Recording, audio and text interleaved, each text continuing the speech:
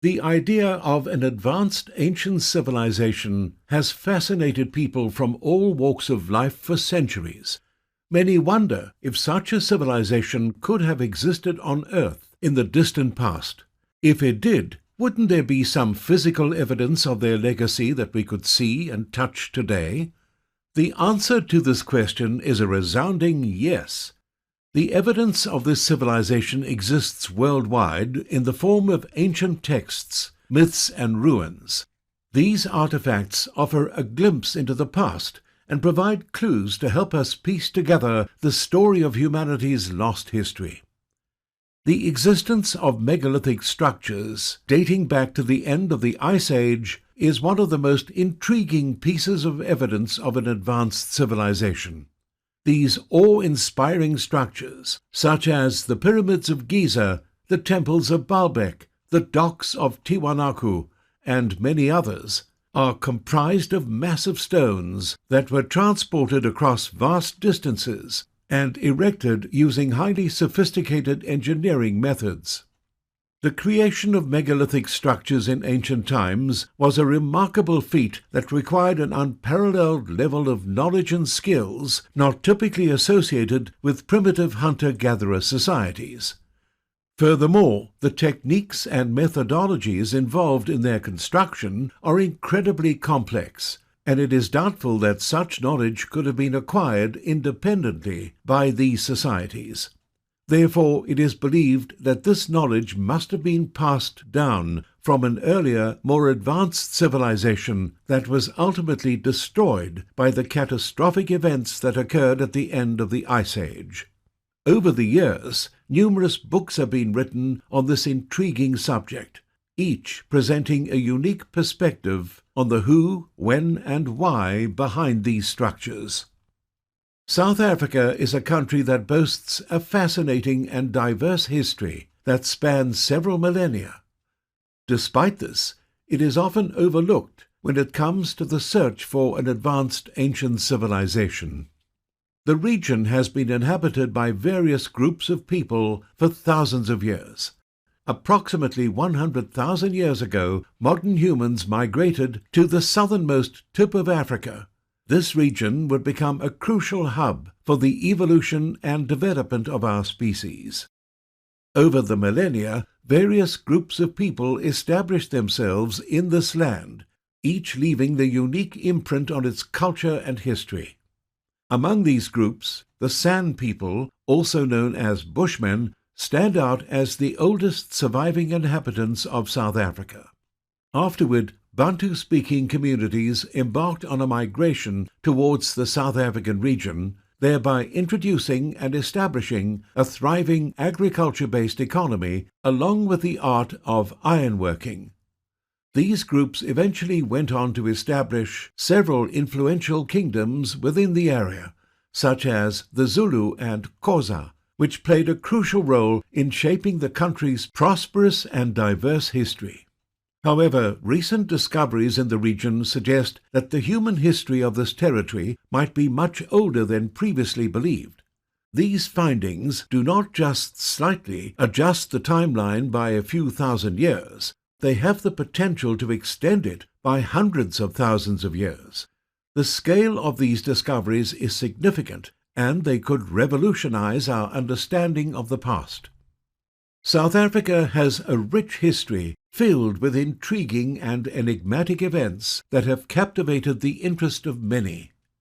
While some of these occurrences have been meticulously recorded, others have yet to receive the recognition they deserve.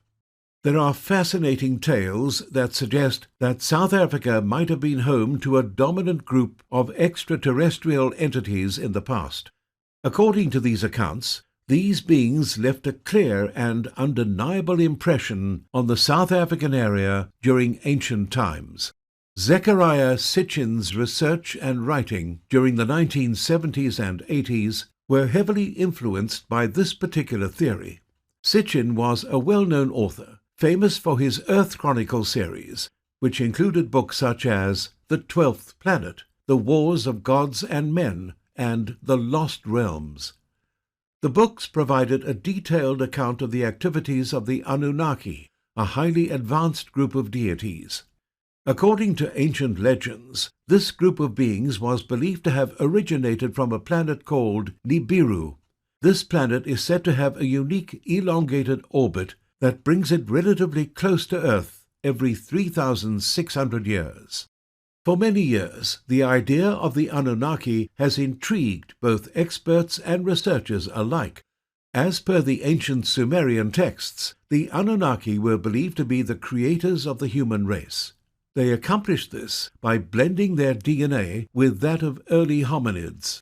Additionally, they were responsible for sharing their knowledge with humans, including agriculture, writing, mathematics, and other essential components of civilization.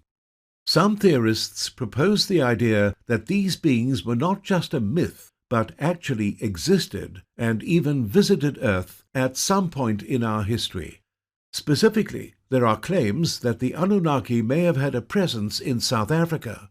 Mainstream historians and archaeologists remain skeptical of these claims, asserting that there is no strong evidence supporting the notion that the Anunnaki were anything more than a product of Sumerian mythology.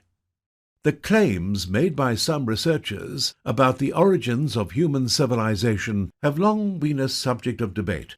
However, recent discoveries by Johann Heine, Michael Tellinger, and a team of renowned scientists have shed new light on this topic. These discoveries have the potential to challenge our existing understanding of human history and the origins of civilization.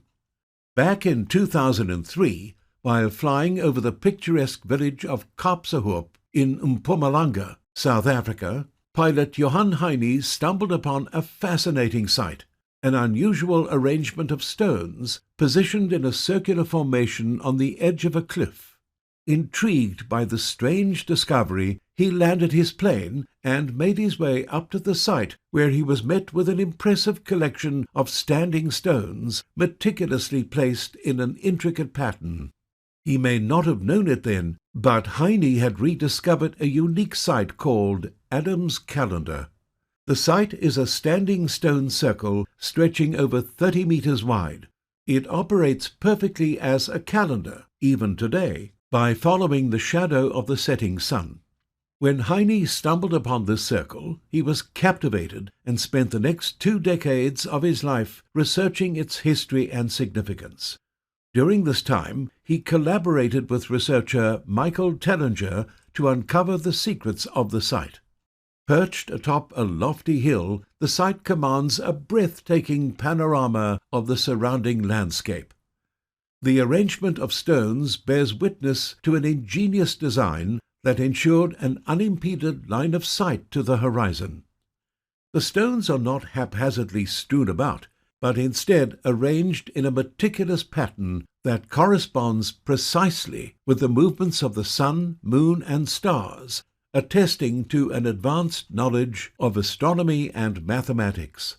Those who constructed this marvel possessed an unparalleled appreciation for the natural world and a profound veneration for the celestial bodies that govern it. Adam's calendar has sparked a great deal of controversy since its discovery. Initially, age calculations dated the site to at least 25,000 years old. However, as more accurate measurements were taken, the age of the site increased. An analysis presented by an expert in archaeoastronomy suggested that the circle was at least 75,000 years old. This conclusion was based on several factors, including the position of the stones with the horizon and their alignment with astronomical phenomena. However, upon further examination, it was discovered that the age of the site was even older than anticipated. In fact, the most recent estimates suggest that it dates back to an astonishing 160,000 years before the present. So, how did experts come to this conclusion? By studying the snapped-off pieces of marker stones, they were able to piece them back together and calculate that at least 3 centimeters of dolerite stone had been eroded. Using the erosion rates of dolerite, they estimated that it would have taken 160,000 years for 3 centimeters of stone to erode. The site is now considered to be one of the oldest structures in the world, and its age has led to questions about the origins of human civilization and our understanding of ancient cultures. Although little is known about the stone circle from an archaeological and historical perspective, this location is a powerful reminder of the ancient spiritual beliefs and practices that have shaped African cultures for centuries. African shamans still hold a deep reverence for this sacred site. They believe that the gods who created humanity reside here and have therefore named it Inzalo Ilanga, which translates to descendants of the sun. There have been claims made about the potential similarities between the Anunnaki and the ancient deities that were worshipped by the inhabitants of South Africa. Credo Mutwa, an African shaman, suggested that a god resided in this region in ancient times, but not just any deity. He specifically identified the god as Enkai, which happens to be the same deity referred to as Enki in the Sumerian texts. Enki was a highly revered god in the ancient Sumerian religion who held a significant place in their mythology. According to their beliefs, Enki played a crucial role in establishing national boundaries and assigning specific duties to other gods. Additionally, Enki was also the creator of mankind, who was fashioned after a rebellion by the Igigi. Interestingly, one intriguing theory suggests that Enki's tomb could be located in the Mpumalanga province of South Africa, adding to the mystique and fascination surrounding this ancient land. Although it is seldom mentioned, Johann Heine had already devoted 15 years to capturing the enigmatic stone circles scattered across South Africa before he stumbled across Adam's calendar.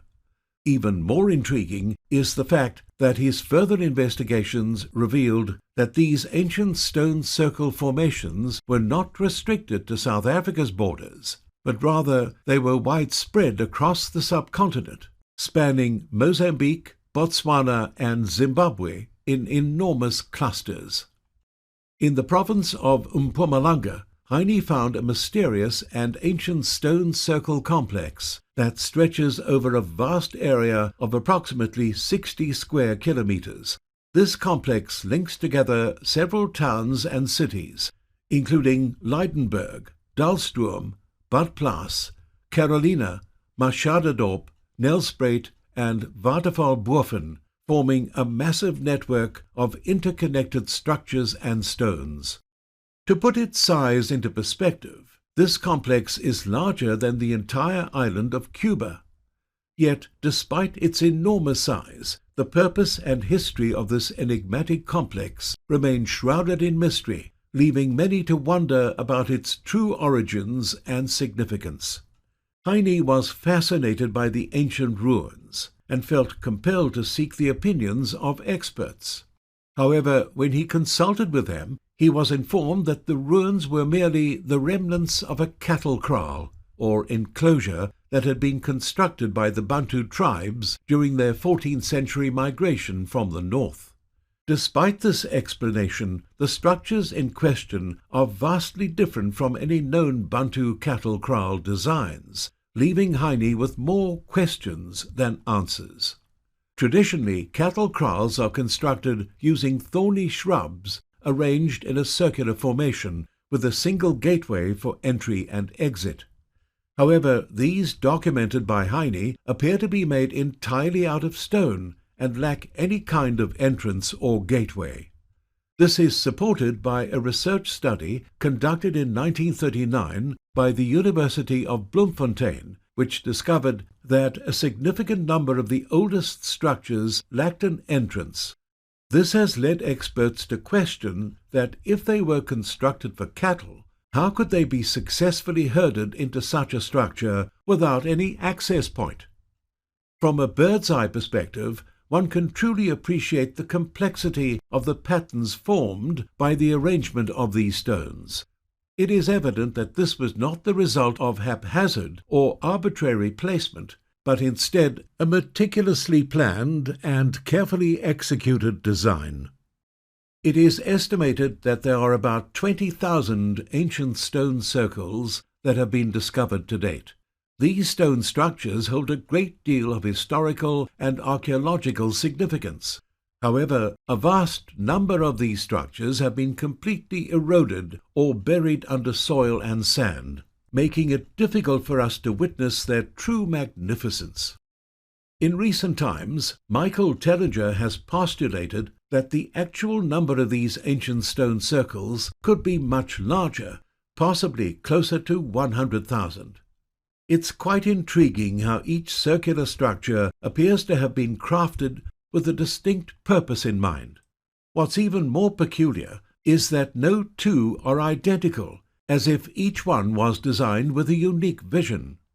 It's quite fascinating to know that numerous ruins scattered across the African continent are linked by well-planned roads that extend for hundreds of miles, with walls that stand at an impressive height of 9 feet on either side.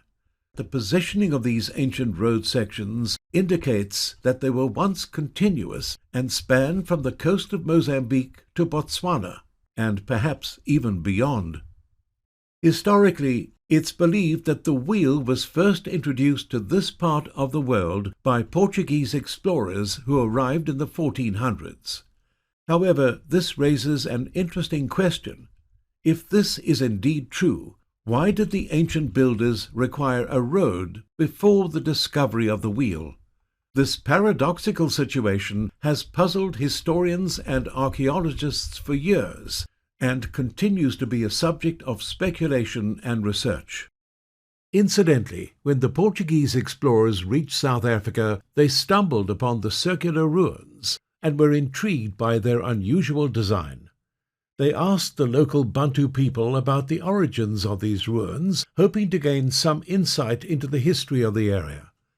However, to their surprise, the locals were unable to provide any information about the creators of these structures.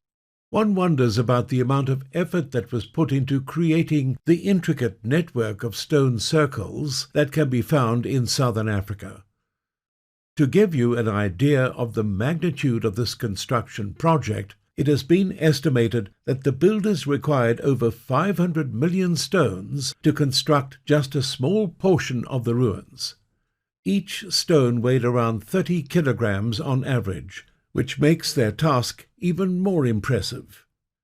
When we consider that the stone circles are just a tiny part of the vast ruins, it becomes almost unimaginable to think about the sheer number of rocks that were needed to construct the entire network. Given our current understanding of ancient civilizations in southern Africa, it is simply impossible to comprehend how such a construction project was accomplished. According to Tellinger, they were constructed by the Anunnaki for reasons we will come to later. He also believes they built an extensive system of underground tunnels and chambers in this region. These tunnels are believed to have spanned vast distances, stretching hundreds of miles. They are thought to have served multiple purposes, including transportation, communication, and possibly even escaping an impending catastrophic event.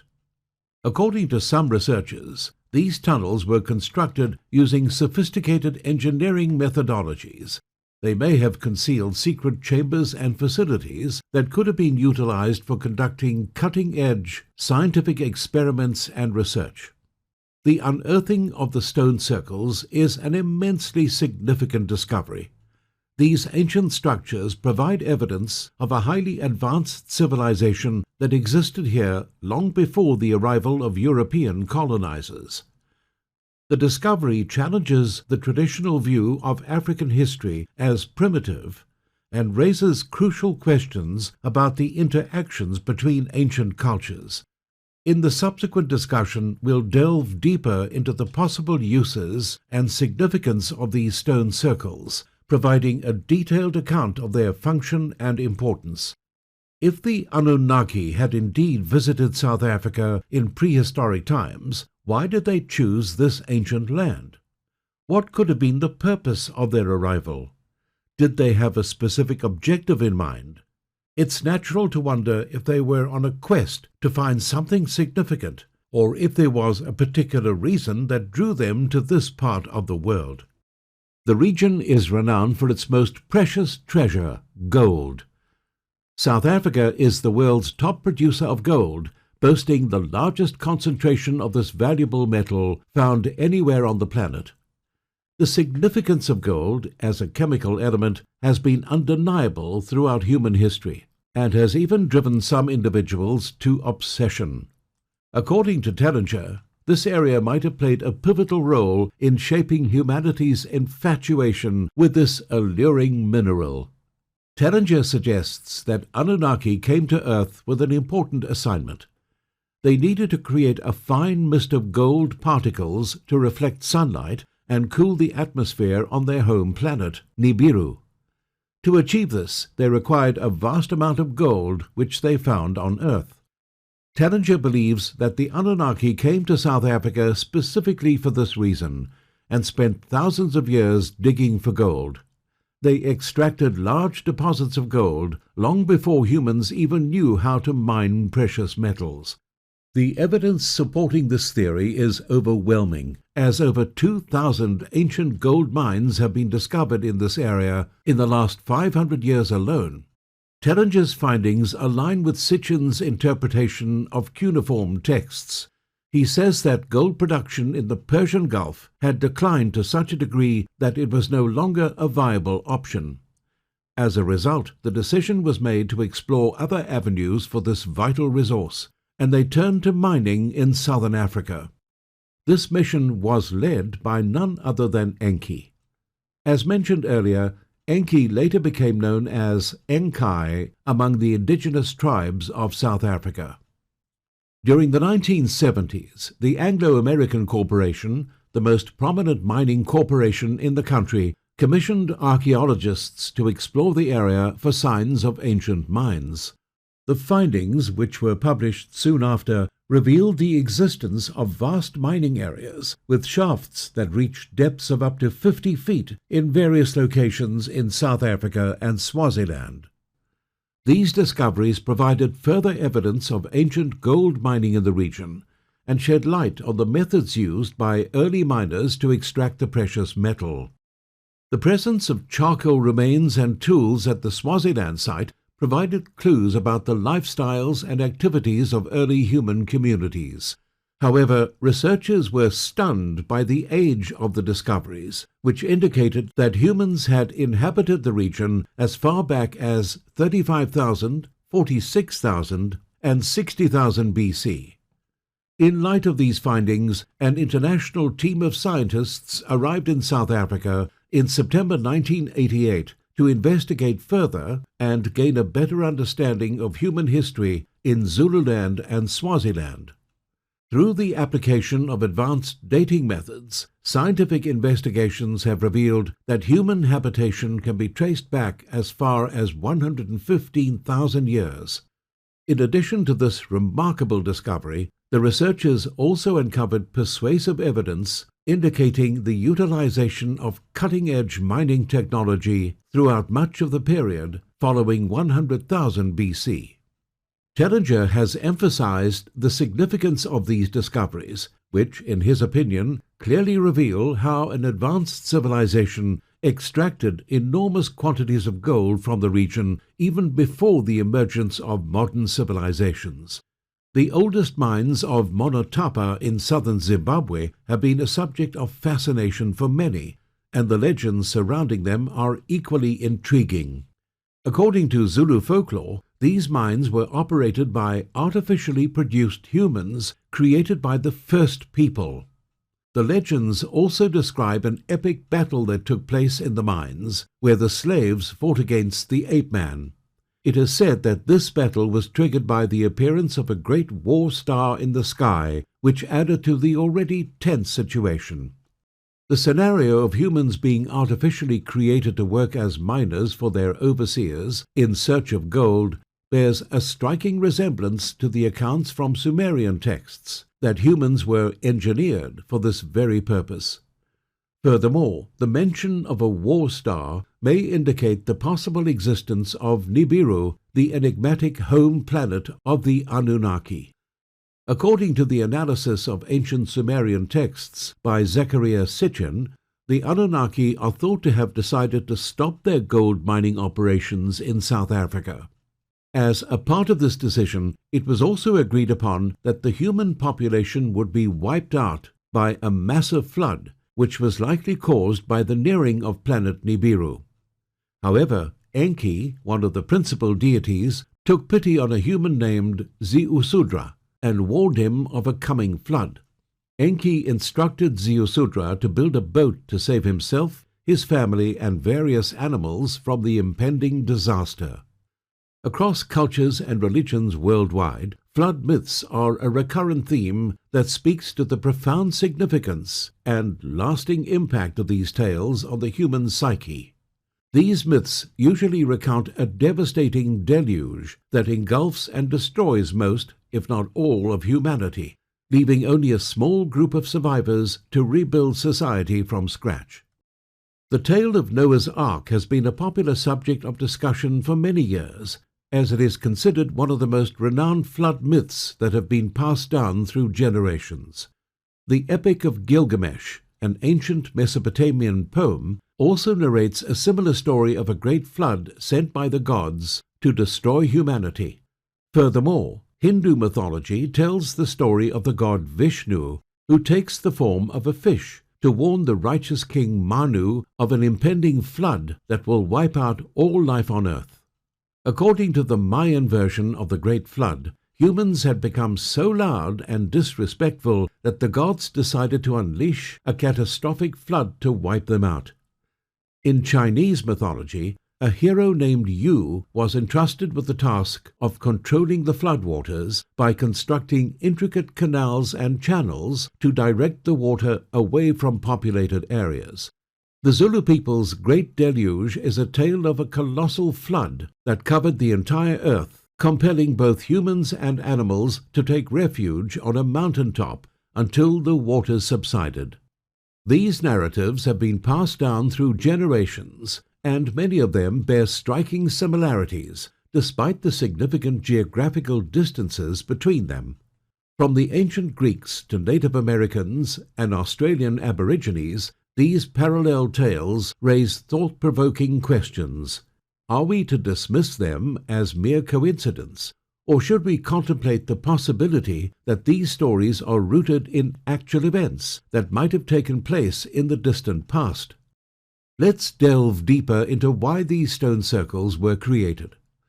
Michael Tellinger has put forward a theory that these circles were used to experiment with sound and vibration. But what led him to this conclusion? Interestingly, Tellinger and his colleague, Johann Heine, discovered numerous cone-shaped tools in the vicinity of these circles. These tools, known as the Stones of the Gods, were believed to have been gifted to the people by divine beings from the sky. The discovery of these tools has further fueled Tellinger's hypothesis that the stone circles were used to conduct experiments with sound and vibration. The intricate design and quality of these stones indicate that the individuals who crafted them possessed exceptional expertise and understanding of acoustics and vibration. According to Tellinger's hypothesis, the ancient structures were not just built for aesthetic purposes alone. They were instead designed to operate in resonance with the Earth's vibrations at specific frequencies. Its primary objective was to harness the Earth's energy and distribute it to other locations. To achieve this, cone-shaped tools were incorporated into the design of these structures. These tools could amplify the energies harnessed, which in turn created a plethora of effects, such as anti-gravity fields, electricity, and more. Besides serving as a source of power, Tellinger believes that the energy could also be utilized for other purposes, such as healing, communication, and transportation. Therefore, the ancient circles are believed to have been a crucial part of a power grid. Tellinger says this grid was damaged by a catastrophic event or flood that occurred thousands of years ago.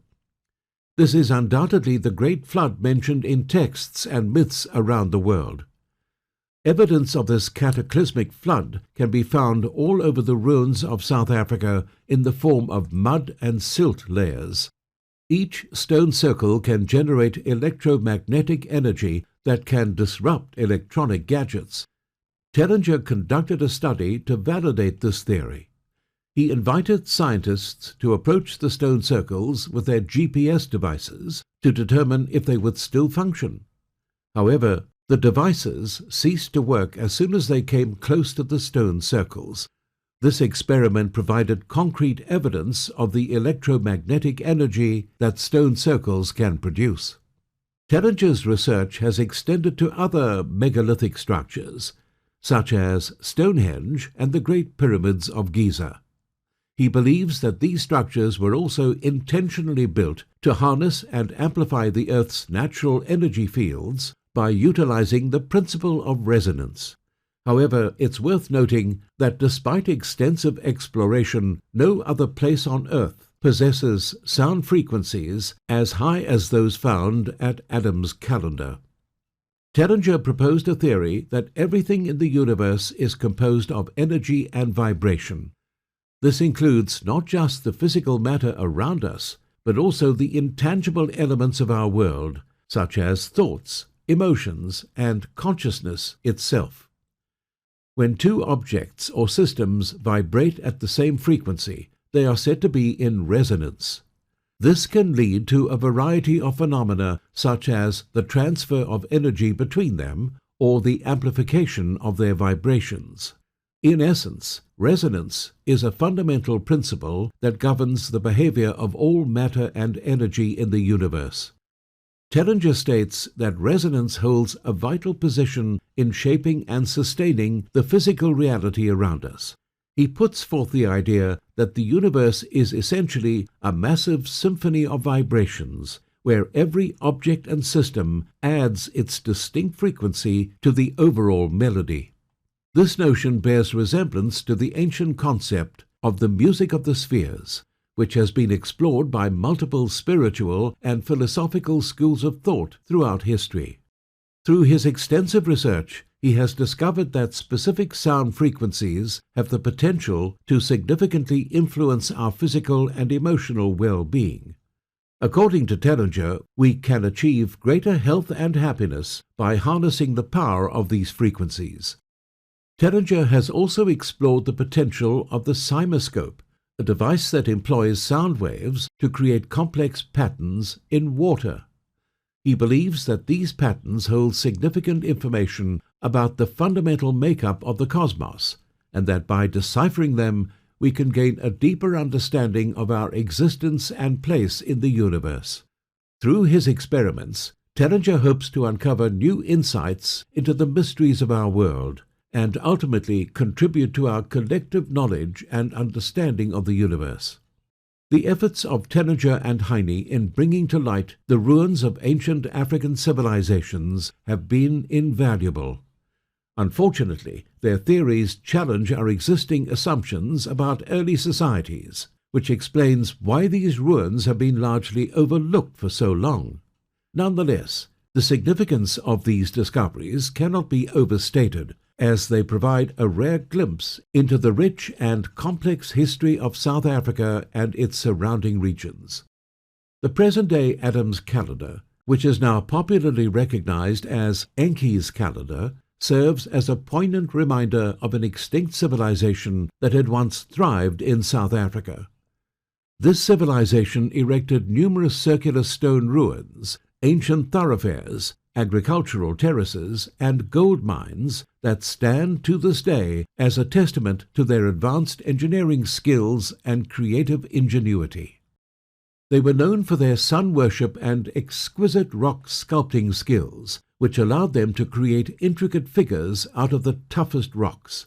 Interestingly, they were the first to carve the image of the Ankh, thousands of years ahead of the Egyptians. The Anunnaki and their purported existence in South Africa continue to be a subject of contention among scholars. Nevertheless, the discovery of the stone circles, calendar, and gold mines remains a significant archaeological breakthrough that provides invaluable insight into Africa's ancient history. These discoveries bear witness to the impressive engineering feats and advanced knowledge of the people who created them, and they offer a window into their world, culture, and way of life. As archaeological and historical research continues to unfold at the site, further findings and discoveries will likely surface, leading to a more comprehensive understanding of the mysterious Anunnaki and their enigmatic role in shaping the course of human civilization. Numerous theories that were once discarded are currently being revisited and re-evaluated. Thanks to the work of Johann Heine and Michael Tellinger, the possibility of an advanced ancient civilization being present in South Africa in prehistoric times can now be added to that list.